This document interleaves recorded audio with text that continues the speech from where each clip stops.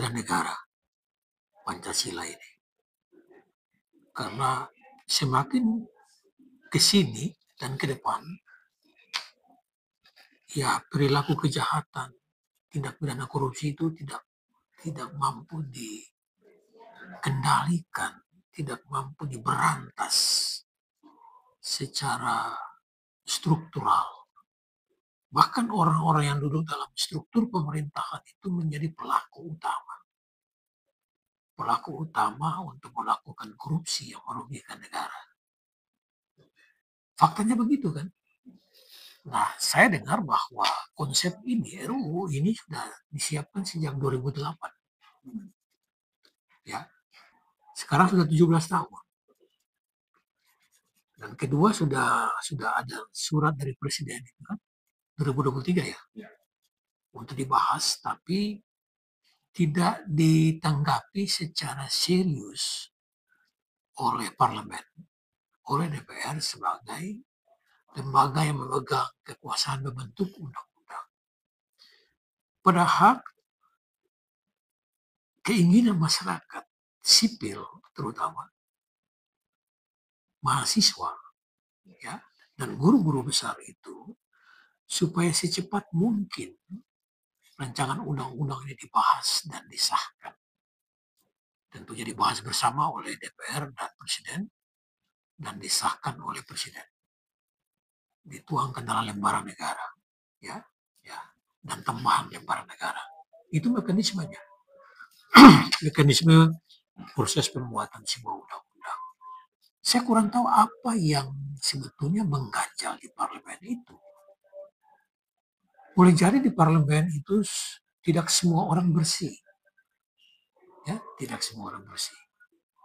Ya. Banyak yang juga terlibat di dalam pencucian uang misalnya, di dalam tindak pidana korupsi misalnya. Tapi sengaja dilindungi. Ya. Atau sengaja tidak menghiraukan ada upaya positif bangsa ini dan seluruh stakeholder yang ada di dalamnya untuk secepat mungkin membahas RUU tersebut. Dan kemudian disetujui bersama oleh Presiden dan DPR, kemudian disahkan oleh Presiden sebagai kepala pemerintahan. Dan begitu. Demo kemarin yang berkali-kali itu di berbagai tempat, hampir di seluruh wilayah Indonesia kan itu. Permintaannya. Dan permintaan itu bukan sekedar statement-statement politik, tidak. Tapi mereka alami itu.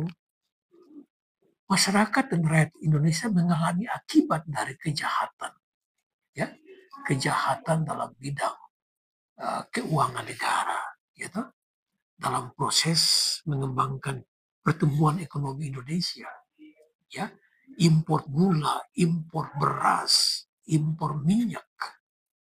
Kalau keran-keran impor dibuka semua itu, Anda bisa bayangkan saja kalau ada 10 importir dikali 10 miliar saja sudah dapat berapa. Ya, saya tidak berpretensi untuk mengatakan bahwa biang keroknya ada di Senayan atau di kementerian tertentu. Tapi fakta membuktikan seperti itu. Bahwa ada pihak-pihak yang berupaya untuk menghalangi. Ya, bahkan saya dengar bahwa ada beberapa ketua umum partai itu yang sengaja belum begitu sependapat. Ya, belum sependapat supaya undang-undang ini segera dibahas dan disahkan. Mungkin mereka punya penilaian tersendiri. Boleh jadi mereka punya konsep harus dimatangkan dulu lagi rancangan undang-undang itu. Misalnya menurut pendapat saya, dan saya berpikir juga seperti itu ya, kalau aset-aset itu dirampas, aset-aset yang ditengerai itu dan dibuktikan secara hukum adalah hasil korupsi, dirampas oleh negara, berarti otomatis keluarganya dimiskinkan. Boleh jadi ketua-ketua partai berpikir seperti itu. Loh, kita harus menyempurnakan. Kita harus menyempurnakan rancangan undang-undang ini. Atau kita bahas untuk menjadi sebuah undang-undang yang betul menyenangkan semua pihak, ya, supaya juga tidak menganggap remeh suara rakyat sebagai suara Tuhan yang menginginkan satu, dulu itu koruptor dimiskinkan, dua pembuktian terbalik, tiga perampasan aset. Jadi semuanya itu menguap begitu saja seiring dengan perjalanan waktu. Tidak ada sikap yang jelas, kepastian politik yang jelas dari pimpinan-pimpinan partai itu. Tidak semua memang, ya, tapi ada yang memang tidak sependapat. Ini saya dengar juga dari teman-teman di parlemen, ya, di Senayan sana. Nah, kalau begitu dibuka saja buat publik, ya, rancangan undang-undang itu supaya dibahas dulu sebelum dibahas oleh parlemen, ditanggapi oleh publik dulu selama 3 bulan menurut pendapat saya.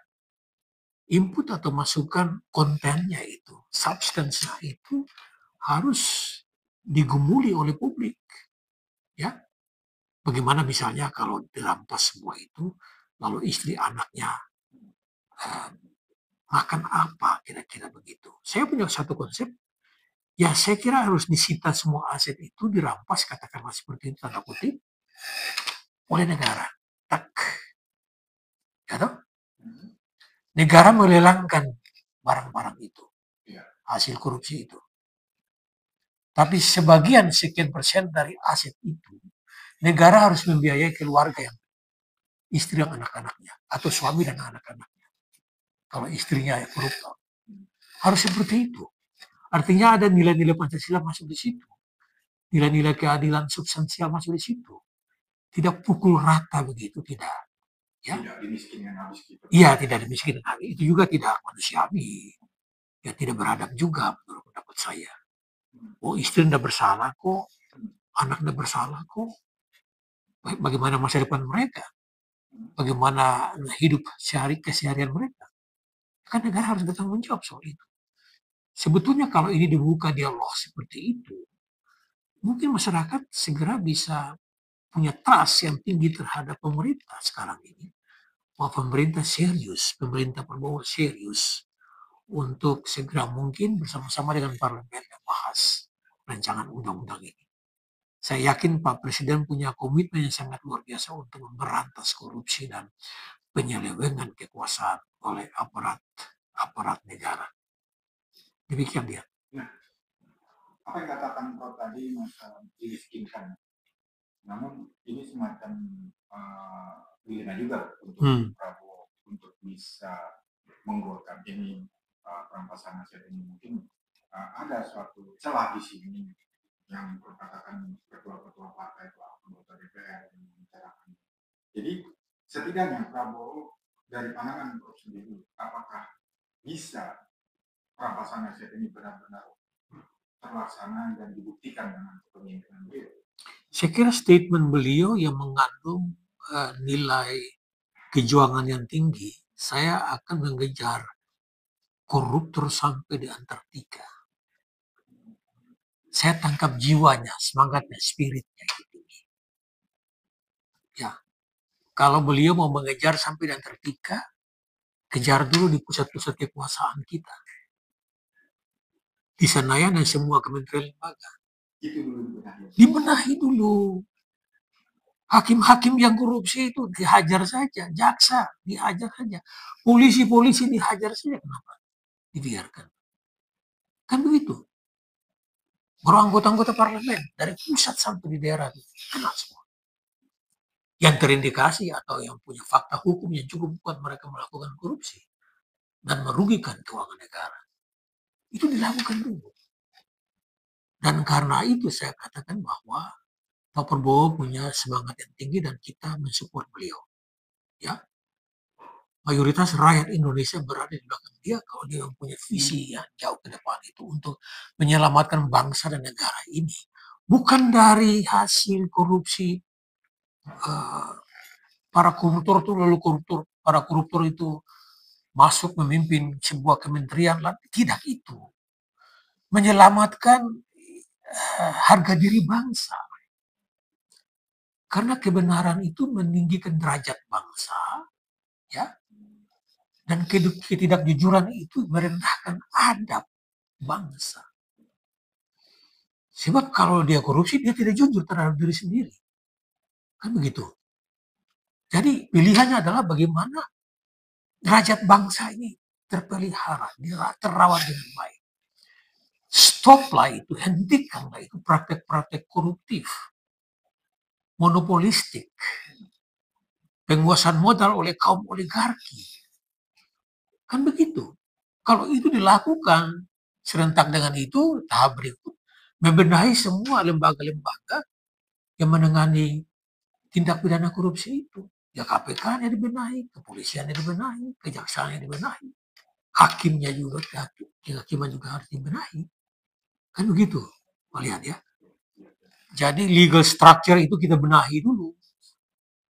Kemudian legal substance-nya, norma-norma hukum yang seperti apa, yang adekuat, yang sesuai, agar supaya korupsi ini diberantas, hasil-hasil korupsi ditarik oleh negara, dirampas oleh negara, kemudian negara melelangkan itu masuk kepada kas negara lagi, baru negara bisa membiayai kehidupan bangsa dan negara selain membiayai keluarga-keluarga korban dari tindakan kejahatan koruptif itu. Menurut pendapat saya begitu. Ya. Nah, tapi kan Prof sebagai hukum tata negara, Prof melihat kita menunggu nih Prof keberanian dari Prabowo untuk menangkan negara ini lebih baik ya. Ya. Prof tadi harus ditata dulu di setiap instansi departemen yang melakukan ini dan ini. Namun lebih untuk membuat efek jerak tersebut, kita bicara masalah hukuman mati. Ternyata Prabowo tidak berani untuk mengambil langkah itu. Sedangkan hukuman mati kan ada di dalam pasal KUHP juga tertulis itu kan, Prof, bahwa hukuman mati itu berjalan. Untuk membuat efek jerak, Prof melihatnya keberanian Prabowo untuk bicara masalah aset ini seperti apa? Ya, saya lihat hukuman mati dulu. Oke, KUHP yang baru memang sudah tidak lagi menganut itu. Dan saya juga masuk dalam mazhab itu. Ya, anti hukuman mati saya. Seumur hidup lah. Jadi seumur hidup dia di penjaranya. Ya, dirampas atau disita oleh negara, jadi miskin juga dia. Itu efek jerah yang cukup baik. Itu yang lebih baik. Menurut saya begitu. Tuhan juga bisa mengampuni orang yang berdosa. Apalagi negara. Bisa. Tapi konsisten dengan aturan itu. Tegas. Nah, Prabowo cukup tegas dalam statement-statement politiknya. Oleh sebab itu, yang mendampingi beliau juga di kementerian dan lembaga-lembaga negara itu harus tegas juga. Dan selalu membisik kepada beliau. Ya, sebaiknya begini. Sesuai dengan visi yang Bapak miliki. Sebab kalau dengan cara seperti ini, maka kepercayaan publik terhadap tidak saja presiden, pemerintah itu semakin kuat. Dan justru di situ stabilitas politik semakin terjamin. Stabilitas sosial ekonomi juga terjamin. Karena orang tidak lagi ribut. Itu terganggu loh. Pemerintah terganggu itu ketika demo berhari-hari. Terganggu sekali. Nah, oleh sebab itu pemerintah harus melakukan sesuatu yang betul-betul menyentuh hati rakyat juga yang menginginkan ada keadilan dan perubahan yang sifatnya reformatif, transformatif. Jangan dibiarkan begini. Ya. Nah, dengan cara seperti itu saya kira tidak terlalu sulit untuk dimulai dari sekarang untuk mengatur. Ya, dan saya kira parlemen sudah setuju dalam 2025 sudah disahkan. Ya, berarti tahun ini kan? Tahun ini. Nah, kita kan bicara untuk masalah perampasan aset, berarti kan yang Prof katakan bahwa Tuhan pun mengampuni orang yang bersalah dan dosa juga. Namun berapa banyak yang sudah diberikan amnesti bagi para koruptor? Ya. Apakah ini memang membuat efek jerah bagi para koruptor, bahkan melukai rakyat Indonesia? Kenapa kok bisa diberikan amnesti? sedangkan dia koruptor yang luar biasa untuk korupsi. Pandangan Prof sendiri? Ya, itu memang itu hak prerogatif dari presiden itu. Nah, tapi mungkin ke depan kita akan membenahi lagi ini. Ya, saya harus lihat apakah ada undang-undang tentang abolisi. Ya toh? Kalaupun ada, berarti kita mengusulkan untuk merevisinya. Supaya tidak terlalu mudah memberikan abolisi dan amnesti. Kan begitu kan? Ataupun gerasi. Tidak terlalu mudah untuk itu. Dan kalau belum ada, kita adakan. Kalau sudah ada, ya kita revisi. Dengan menggunakan teori hukum progresif ya. Ada progresivitas kita untuk membenahi undang-undang yang dianggap tidak relevan lagi, ketinggalan. Ataukah kita membuat undang-undang yang baru secara progresif. Supaya tindakan presiden itu tidak salah langkah. Tidak salah langkah. Sebetulnya apa yang dilakukan oleh beliau memang ya mungkin ini juga tes gelombang. Saya yakin betul. Apa respons dari masyarakat soal ini, polisi ini? Kalau responsnya negatif, barangkali enggak. Ya hukuman semaksimal mungkin. Ya toh? Hukuman semaksimal mungkin. Kalau abolisi dan gerasi itu, mungkin tidak ada efek jerah. Ya. Tapi kalau toh dilakukan betul-betul undang-undang yang mengemas ini harus betul-betul dipikirkan. Ya supaya kepastian hukum itu dan keadilan itu betul-betul ada di dalam konten dari undang-undang ini. Tentu juga terkait dengan undang-undang yang ada kaitan dengan KPK, ya, dengan kepolisian, kejaksaan, dengan tindak pidana korupsi, tipikor,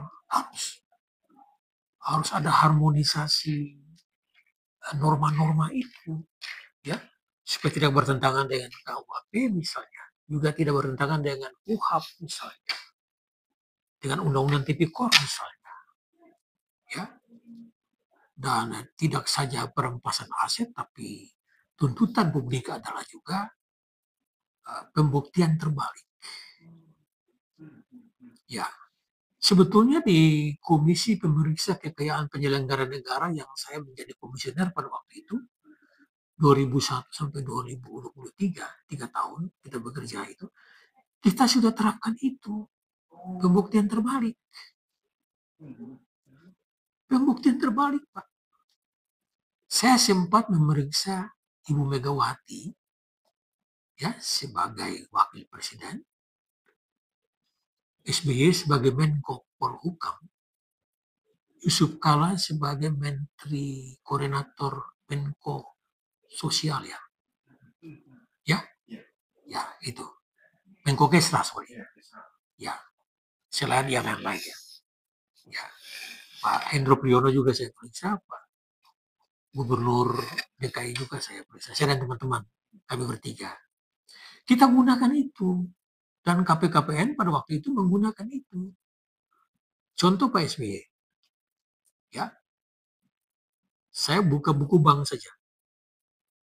Tabungan Bapak itu pada bulan Januari itu sekian ratus juta. Laporan pada bulan April ini dinaikkan menjadi 250 juta. Selisih 150 juta dari mana? Dia buktikan. Tak ada. Saya jual satu mobil. Terus simpanan dolar. Ya toh? Ini dari mana dolar ini? Perjalanan saya ke luar negeri sebagai menteri. 3 jam beliau punya berita acara di Tekan. Rapi sekali. Kita sudah lakukan itu. Transparan. Kita tidak membuktikan, tapi yang bersangkutan membuktikan. Sebagai subjek hukum pejabat itu. Membuktikan dari mana itu. Semua ini. Ya toh? Saya tidak buka di sini yang lain-lainnya, berantakan banyak. Ibu Mega juga bersih pada waktu itu ya, sebagai wapres. Karena toh yang dia warisi itu ada lukisan-lukisan dari bapaknya, ada usaha dari suaminya, itu wajar-wajar saja kan, gitu. Bersih. Setahu saya. Pak JK juga bersih, walaupun kekayaannya banyak. Dia bersih. Dia sudah kaya sebelum jadi wakil presiden itu. Nah orang-orang seperti itu sebetulnya yang kita butuhkan. Pak Prabowo juga saya kira bersih. Kan begitu. Ya dia punya kekayaan mungkin dari orang tua pasti. Dari keluarganya ada pasti. Ya belum ada indikasi dia melakukan penyimpangan itu atau menyalahgunakan kekuasaan kewenangannya, enggak, belum ada terbukti itu. Dan saya kira dia cukup clean and clear untuk memberantas korupsi secara struktural, masif, ya, sistematis. Demikian, ya. Ya, baik, Prof. Sebagai akademisi dan hukum tata negara, jadi Prof melihat untuk ke depannya, Prof, keinginan rakyat bangsa Indonesia ini penegakan hukum menjadi lebih baik sehingga tata kelola di pemerintahan negara di Indonesia semakin transparan dan rakyat pun menginginkan itu supaya ada keberanian dan terobosan dari Prabowo sendiri sebagai kepala negara untuk penegakan hukum sehingga masalah ekonomi, politik semua itu bisa berjalan lancar dan investor pun tidak ragu-ragu bisa bekerja sama. Closingnya, ya, kita membutuhkan ekosistem pemberantasan korupsi yang baik, tentu saja. Saya menyebut kelembagaannya, ya, legal structure-nya. Sebut saja KPK, kejaksaan, kepolisian, ya, sampai pada tingkat Mahkamah Agung, ya, dan rumpun-rumpun kekuasaannya itu. Ada pada parlemen yang membuat undang-undang. Jangan menyisipkan pasal-pasal yang betul-betul bermasalah. Tidak boleh, harus transparan. Ya, iya. Kemudian kedua itu SDM-nya, penegak hukumnya. Cari polisi yang clean and clear, jaksa clean and clear. Selain berkualitas secara intelektual, ya, selain memiliki kemampuan profesional dan manajerial yang baik sebagai jaksa, ya, penuntut umum, sebagai penyidik polisi harus betul-betul clean and clear, ya. Kemudian regulasinya, legal substance-nya, betul-betul undang-undang perampasan aset ini substansinya itu betul-betul menutupi kelemahan banyak undang-undang. Dia lebih tegas, dia lebih terbuka, dia lebih transparan. Dia lebih progresif. Ya. Dia lebih transformatif. Memperbaiki kelemahan-kelemahan dari norma-norma hukum sebelumnya. Nah gitu.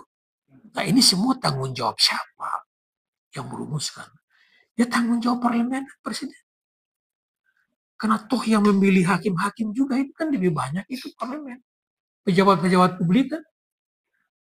Siapa yang memilih, yang memberikan persetujuan untuk hakim konstitusi, hakim Mahkamah Agung?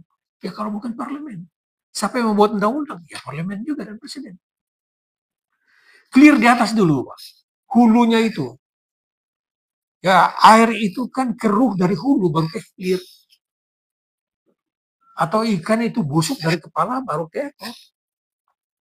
Jadi kalau kepala tidak clear, tidak clean, sampai di ekor juga tidak clear dan tidak clean. Dan seluruh tubuh bangsa ini rusak. Karena perbuatan satu dua orang pejabat tertentu yang tamak, yang rakus. Kan begitu. Ini mungkin agak keras ya, tapi saya harus katakan ini, saudara-saudara. Ya, sebangsa dan setanah air. Harus katakan itu. Bicara tadi kita dengar masalah mutu ya, Prof. Iya. yang kualitas. Berarti apakah perlu Prof, untuk anggota DPR, terus Mahkamah Agung, MK dan sebagainya? Apakah perlu mutu dari SDM itu ditambah lagi dengan kuliah lagi misalnya S2 atau S3 untuk bisa menjembatani supaya segala rancangan undang-undang itu bisa realisasi dengan mutu SDM yang berkaitan dengan itu.